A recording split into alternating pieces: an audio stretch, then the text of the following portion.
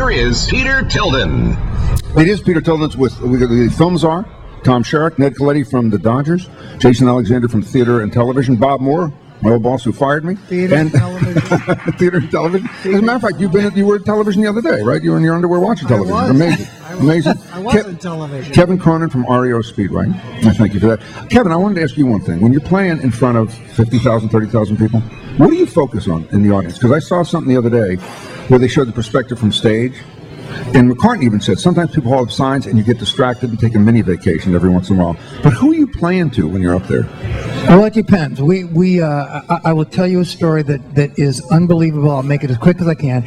We were playing a gig recently, and well, actually, it was a few years ago, and there was a woman standing kind of in the front row and trying to get our attention, and little by little, first she took her shirt off, and little by little she was bare-chested, and still just there trying to, and after about a half an hour, we were like, all right, already, you can put it back on now. We've seen you. You're there. And the band, we were kind of laughing at her. And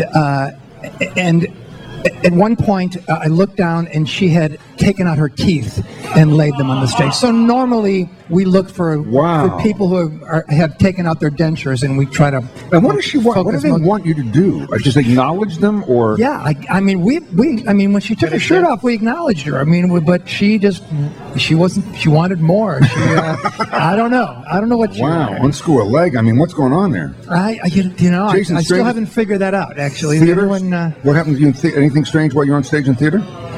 No, we did the same show where I had that incident. The first row of the audience was very close to the stage, and they would put their coats and their hats and their umbrellas up on the stage, and it's really distracting and annoying. So I used to come on, and since it was a house, I would gather up all those things, put them in the onstage closet, and let them figure it out. You had told me once that you were on stage and a woman answered her cell phone. Remember that? Oh, it wasn't me on stage. It was a very good friend of mine who was on stage doing a one-man show, and the phone rings in the audience, which of course is annoying enough. But he actually hears this woman go, "I can't talk to you right now. I'm watching a play." And then it's followed with, "Eh." All right, now let's take a lead from show business. Dr. Kipper, what's the strangest thing that's happened to you during an examination?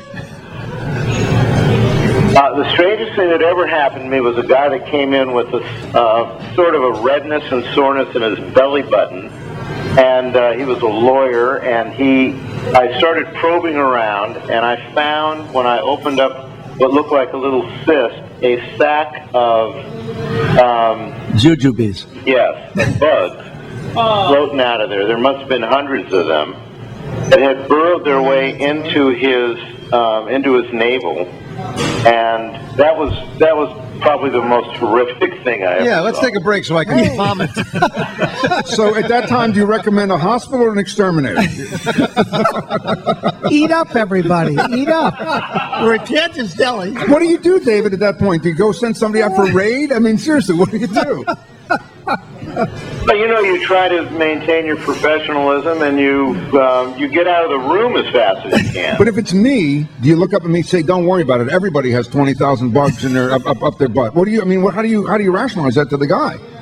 By the way, I didn't have to say much. These things were crawling all over him, so we got. Well, I got to tell you one thing. If that was his belly button, I'm not doing a prostate exam because I don't want to know what's back there. All right, let's take a break.